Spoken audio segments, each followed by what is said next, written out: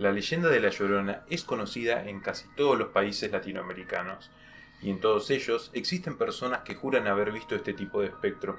Claro está, como son muchos países, diversas historias sobre su procedencia y sobre su accionar han sido relatadas, pero todos coinciden en algo: su terrorífico lamento es único e incomparable.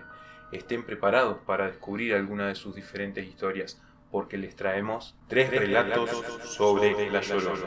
Se dice que una mujer nacida alrededor de 1945, quien era una madre muy devota y quienes la conocieron aseguraron que era muy cariñosa y tierna, fue llevada hacia la locura cuando un día le arrebataron a su pequeña beba de tan solo 1 año. Esto causó que enloqueciera y comenzara a vagar por las calles gritando y robando bebés para luego ahogarlos en una pequeña laguna cerca del pueblo donde vivía. Tras un par de años, deliberadamente se ahorcó en una cabaña alrededor de 1978. Su cuerpo fue hallado pasado más de 1 año. A esta mujer la apodaron La Llorona. La historia paranormal comienza alrededor de 1988, cuando una madrugada un hombre de Marcos Juárez, llamado Juan, vio a una mujer de unos 30 años que caminaba con un tapado claro por las calles llorando desconsoladamente. El hombre, preocupado, fue a hablarle, le preguntó qué le sucedía y si podía ayudarla en algo. Ella no le respondió y solo siguió caminando. Él le volvió a preguntar y ella empezó a gritar estas palabras: ¡Mi bebé! ¿Dónde está mi bebé? La mujer desapareció y en ese momento Juan supo que era un fantasma. Se dice que La Llorona va noche tras noche por los barrios en busca de su hija. Solo se la escucha llorar y en muchas ocasiones roba bebés y los mata. Una noche una mujer y su mejor amiga se encontraban en un parque. Mientras charlaban, un helado aire las paralizó.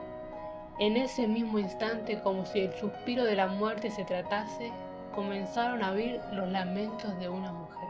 Miraron hacia todas direcciones, pero no lograban ver a nadie.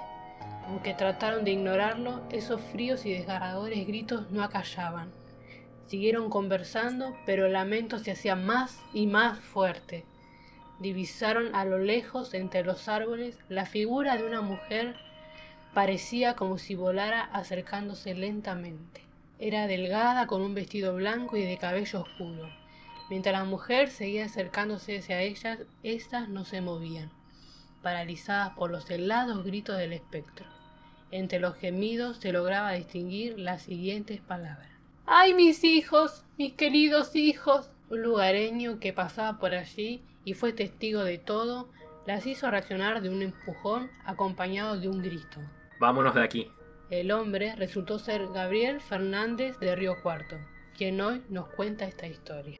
Según lo que se cuenta, La Llorona en realidad era una señorita llamada María, hija de un caudillo muy importante de la zona, la cual se había enamorado de un joven peón de la familia.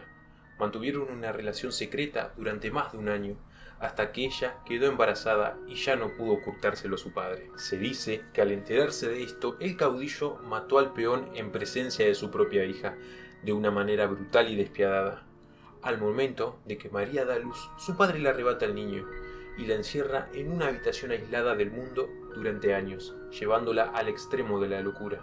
María veía a veces a sus hijos en todos lados. Según ella, el niño le pedía ayuda.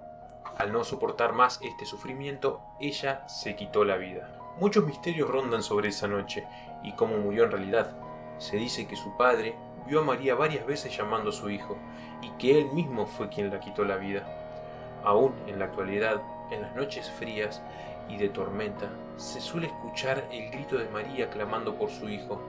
Se la suele ver de blanco y con un vestido antiguo. Ahora te toca a ti. ¿Conoces la leyenda de La Llorona? Cuéntame tu versión. Si el video te ha gustado, no olvides suscribirte. Danos tu like y comparte este video. Eso nos ayuda a seguir adelante. Y no te olvides de seguirnos por nuestras redes sociales.